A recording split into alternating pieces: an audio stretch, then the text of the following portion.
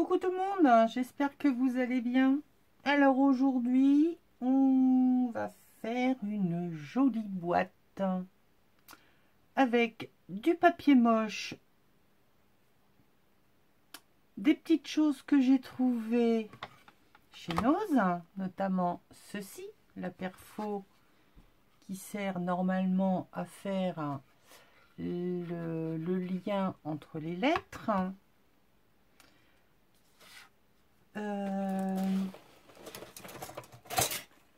Moi, je vais prendre des croix, enfin une croix qui va me servir de charnière.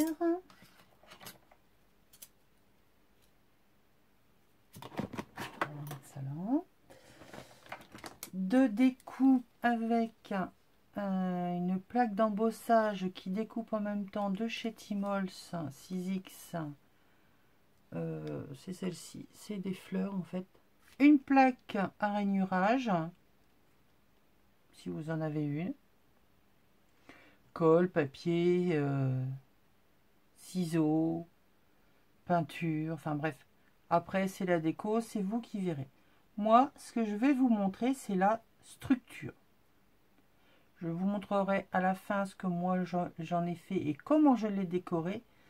Mais je ne vais juste vous donner une idée de comment on peut faire une boîte. Ah oui, je vais faire ma mea culpa. Vous êtes prête? Non, parce qu'alors là, non, asseyez-vous, asseyez-vous. Parce que je vais vous montrer quelque chose quand même qu'il va absolument vous falloir, c'est du foil. Oui, non, vous n'êtes pas sourde, vous avez bien entendu, du foil. Je vais utiliser cette chose. Et à un tel point que j'en ai acheté plein de toutes les couleurs. Donc argent, j'ai acheté le rose, le gold rose, le rose gold, pardon, le bleu,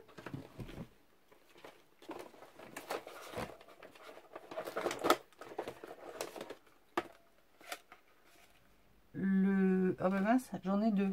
Ah, flûte, zut, flûte, crute. Et il y en a un autre, évidemment, couleur or. Voilà. Bon, bah, j'ai deux roses gold. C'est pas grave. Ça servira. Alors, à savoir quand même que j'en ai eu un pendant 3 ans à la maison, les anciens, que je n'ai jamais utilisé parce que pour moi, c'était à utiliser avec classique, c'est-à-dire une encre à laser et non pas à jet d'encre, et qu'il fallait après passer dans la machine plastifieuse pour pouvoir tout simplement déposer le foil.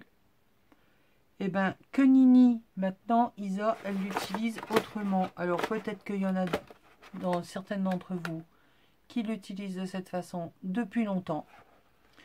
Moi, je vous avoue que j'étais restée bloquée sur cette première façon de l'utiliser et que je n'en avais pas vu d'autres utilités, d'autres façons de l'exploiter. Mais maintenant que j'ai trouvé, c'est génial. Non, mais je suis sûre que je vais vous convertir, vous aussi. Alors déjà, vous allez prendre 2 feuilles de blocs de papier moche. On ne discute pas, le papier il est moche. Pourquoi 2? Parce que on va les coller ensemble. Ce sera beaucoup plus rigide et beaucoup plus solide. Oui, parce que tout seul, c'est crotte. Donc, 2 feuilles, on les colle l'une avec l'autre. On s'en fout, on va le recouvrir. Donc, prenez vraiment le papier que vous n'aimez pas. Hein. À moins que vous ne vouliez pas décorer ce ce qui va suivre, mais voilà. Donc moi, là, je me suis avancée, évidemment. Là, il y a 2 feuilles collées l'une avec l'autre. D'accord?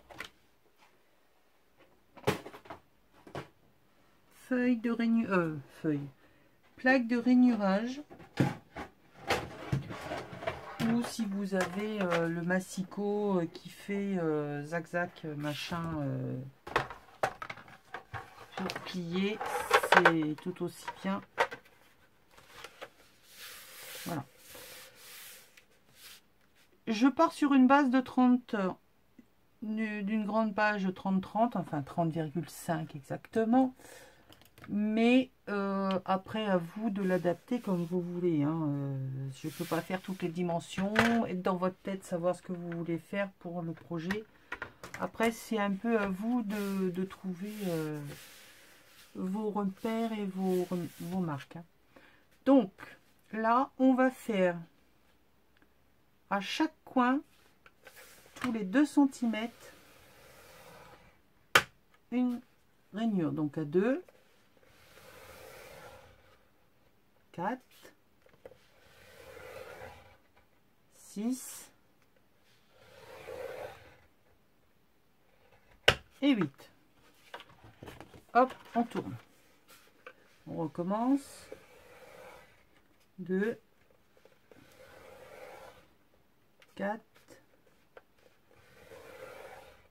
6 et ainsi de suite. D'accord? Allez, on se retrouve.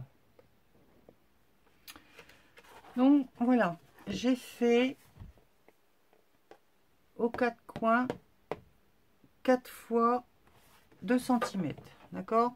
2, 4, 6, 8 cm. On va choisir, peu importe,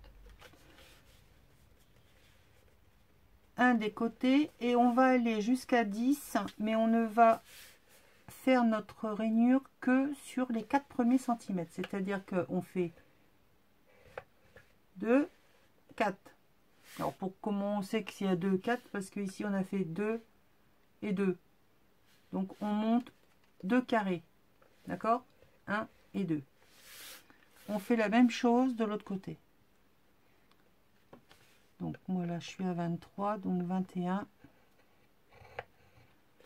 Là, 4. Je vais venir faire la même chose.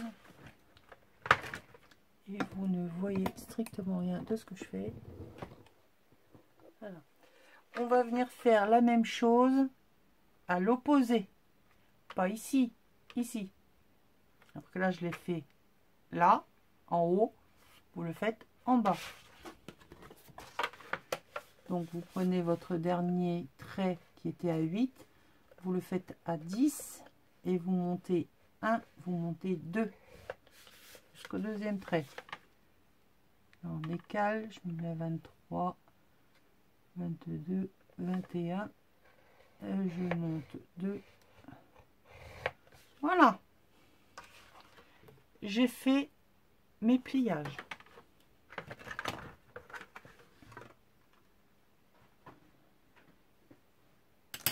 Pour que vous voyez mieux, je vais marquer au stylo noir. Que je m'en fiche que ça se voit puisque je vais repasser après avec du gesso. Là où on est monté à 2 cm, enfin 2 carrés, donc à 4. Les traits que je vais faire, c'est les traits où il faut découper. Le 2 x 2, là, on coupe. On va venir couper en diagonale.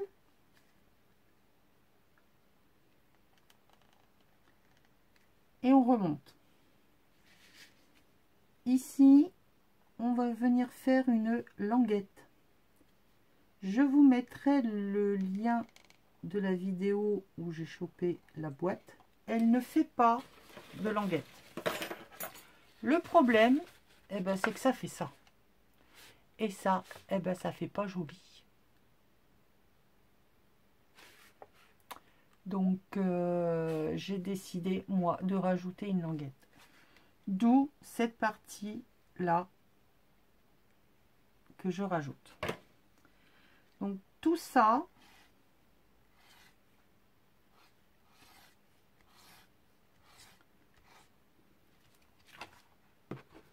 d'accord, ici c'est de 4 cm.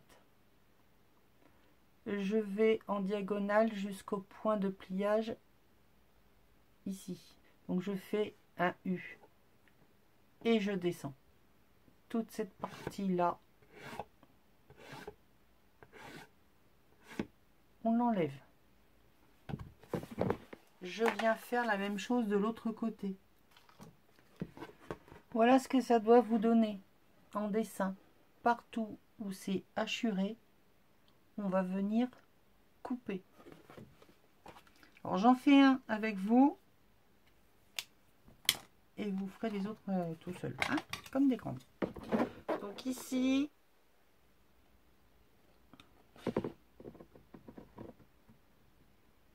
je découpe.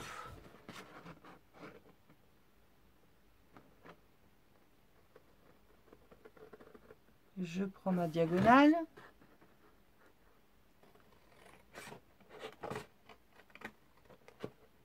Ici, je coupe ma languette.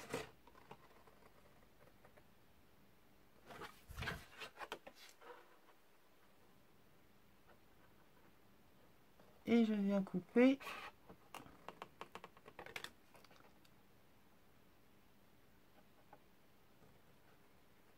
l'autre côté. On vient couper légèrement en biais.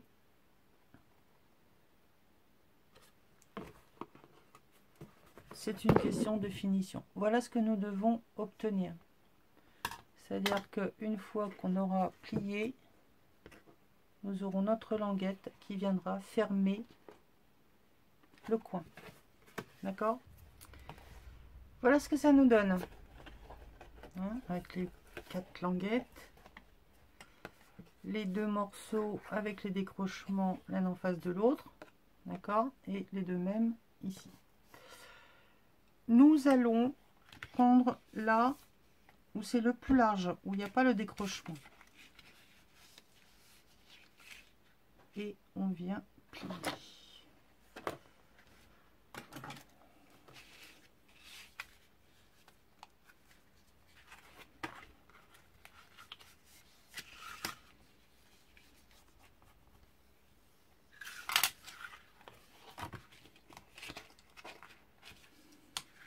Ouais, je suis partie, je fais les 4 coins. Alors on marque tous les plis. Hein. Allez, ça commence à casser. Allez, on marque tous les plis. Donc voilà, j'ai fait tous mes plis. Donc on prend la partie en premier où c'est tout droit, où il n'y a pas ce décrochement. On vient mettre de la colle ici. Alors, vous prenez la colle que vous voulez. Hein. Mais bon, il faut quand même de la colle qui tienne bien. Hein. Donc moi j'utilise Patex, mais vous utilisez celle que vous voulez. Et je vais venir placer ici à mon dernier pli et appuyer bien contre le bord de façon à garder mon carré.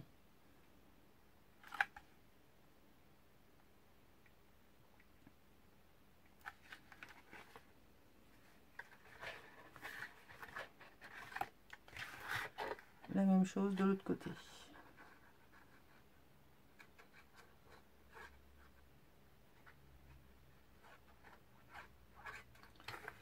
Alors mettez de la colle chaude si ça vous tente, mais c'est voué à l'échec à un moment ou à un autre. Hein. Parce que ça n'a pas la même accroche partout, la même épaisseur. Et ben, ça tient pas quoi. Hein. Alors la colle, ça prend peut-être un petit peu plus de temps, mais au moins c'est du travail un peu plus fini, enfin à mon goût. Voilà, donc là on a fait nos bords de boîte.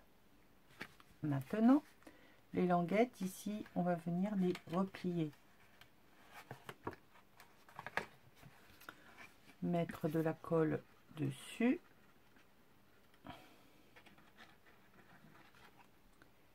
Ici, sur les diagonales. Et à l'envers, sur le dernier. Alors, il se peut que nous ayons besoin d'ajuster légèrement la coupe. Parce que bon, comme c'est pas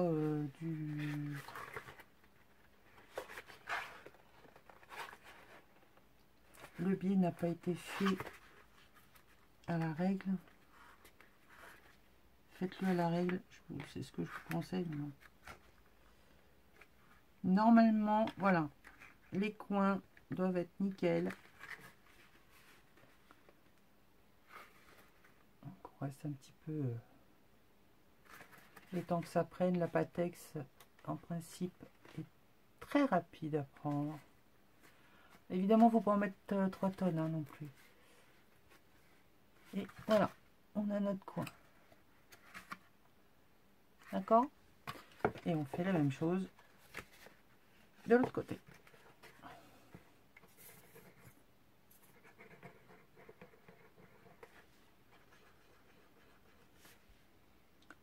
Sur les languettes, sur les diagonales.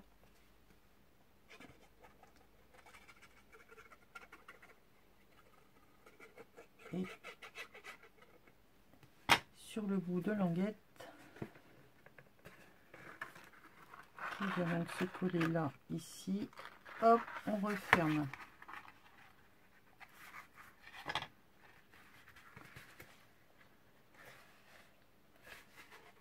On appuie sur les angles. On marque bien les bords.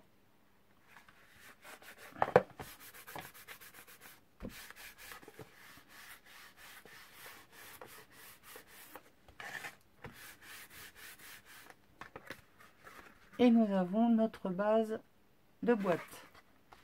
Donc le temps que ça sèche, je vais venir découper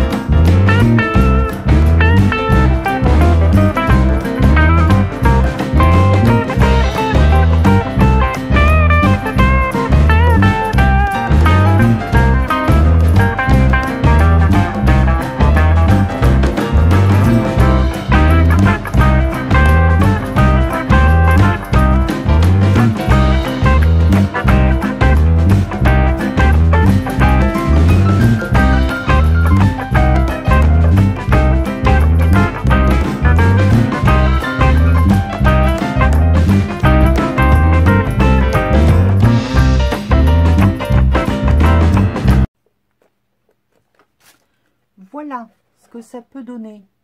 Donc là, tout est brut, hein. Il n'y a rien de mis en couleur, c'est collé.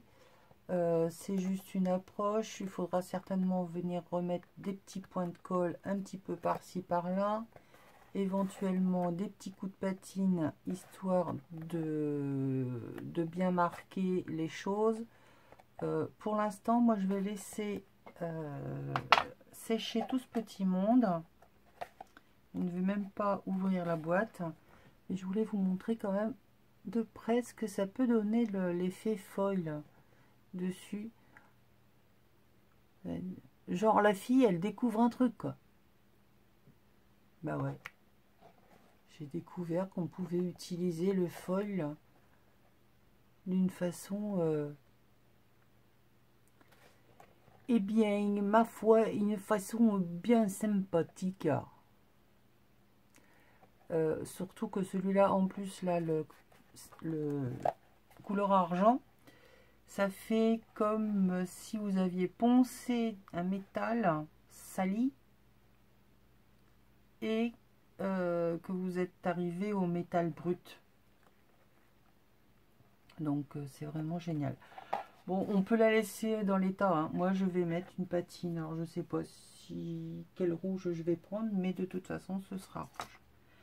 Voilà. Je pense pas vous retrouver en papotage. Je vous mettrai les photos de la boîte terminée juste après. J'espère que ça vous aura plu, donné des idées. N'hésitez pas à poser des questions, j'essaierai d'y répondre.